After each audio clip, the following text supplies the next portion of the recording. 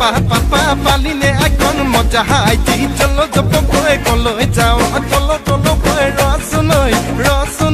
পিতাই আছে ঘৰতে নবৌ গামোচা বব জানানে নবৌ ৰুমাল চিলাই জানানে নবৌ গামোচা বব জানানে নবৌ ৰুমাল চিলাই জানানে আমাৰ ঘৰৰ কেইজনীয়ে গামোচা বব নাজানে আমাৰ ঘৰৰ কেইজনীয়ে ৰুমাল চিলাব নাজানে জানা